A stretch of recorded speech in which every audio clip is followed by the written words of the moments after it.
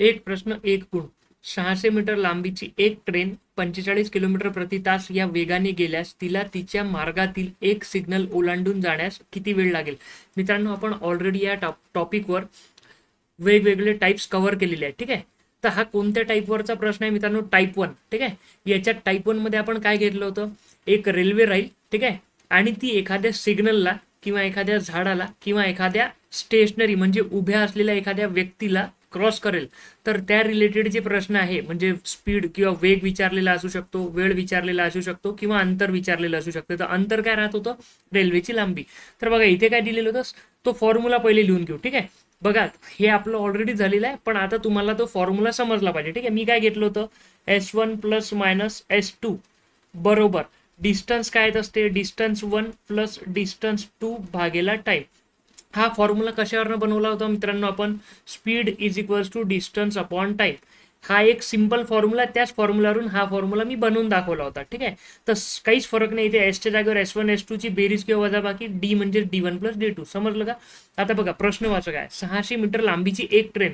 तर ट्रेनची लांबी दिलेली आहे. तर डिस्टन्स 1 काय होतं मित्रांनो? ट्रेनची लांबी. सरळ सरळ आपण डायरेक्ट लिहू. डिस्टन्स 1 दिलेला आहे. तर मी काय घेतलं? Sorry 600 metre. ठीक आहे. 600 मीटर. ठीक आहे. अधिक डिस्टन्स 2 काय येणार आहे मित्रांनो? डिस्टन्स 2 तर डायरेक्ट 0 येणार.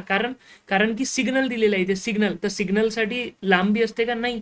ठीक आहे. तर अधिक 0 लिहायची गरज आहे का इथे? डिस्टन्स 2च्या जागेवर 0 लिहायची गरज नाहीये, कारण की डिस्टन्स 1 अधिक 0 म्हणजे डिस्टन्स 1. तर संपलं इथे. 600 मीटर छेदामध्ये टाइम. आता बघा ओलांडून जाण्यास किती वेळ लागेल? वेळ तर विचारलेलाच आहे म्हणजे टी जसाच्या तसा. आता S1 plus minus S2 use करायचा.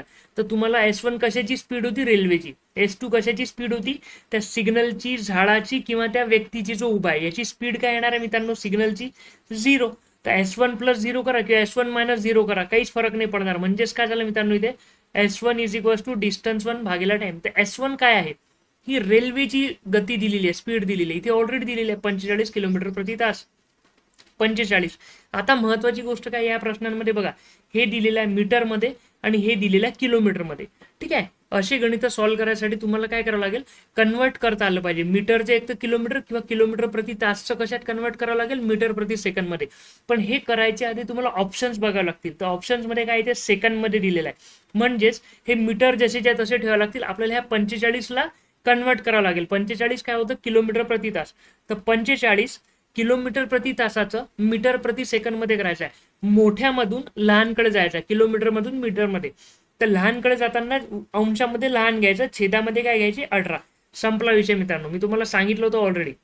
ठीक आहे. आता इथे जर भाग जात असेल तर भाग देऊन द्या. भाग जातो का? मी तुम्हाला सांगितलं होतं की जर तुम्हाला पाळा येत नसेल तर पाळे आले पाहिजे. ठीक आहे. जर पाळे येत नसतील तर हा 18चा तरी पाळा पाठ करा. ठीक आहे. आता बघा आपल्याला काय फाइंड करायचं आहे? फक्त टाइम फाइंड करायचा आहे. तर आपण काय करू शकतो? या वेळेला इकडे आणलं तर काय होणार आहे मित्रांनो? टाइम बरोबर.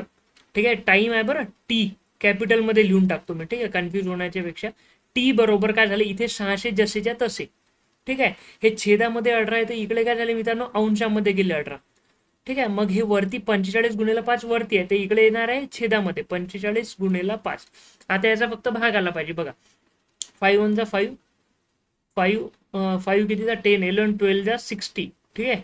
आणि हा 0 जशाच्या तसा. आता 45 120 आणि याला भाग द्यायचा. आता कशाला भाग जातो बघा, इथे 3चा भाग जातो. 3 10 जा 30, 3 5 जा 15. तर हे 15चा. 3 15 जा 45, 3 5 जा 15, 3 6 जा 18. परत 3चा भाग जातो मित्रांनो. हा फॉर्म्युला इरेज करतो.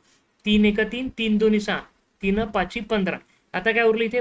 120 गुणिला 2 आणि भागेला 5. 5 1 5, 5 10 50, 5 10 50 आणि 5 24 म्हणजे किती आले मित्रांनो? 24चा भाग गेला.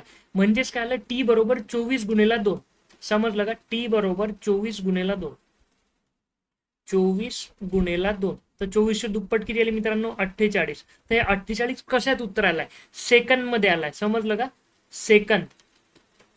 48 सेकंद आपलं उत्तर आलंय. म्हणजेच काय आलं मित्रांनो? Option A. समजलं का? समजलं नसेल तर कमेंट करा. ऑलरेडी व्हिडिओ अपलोड झालेले आहे कन्सेप्ट साठी.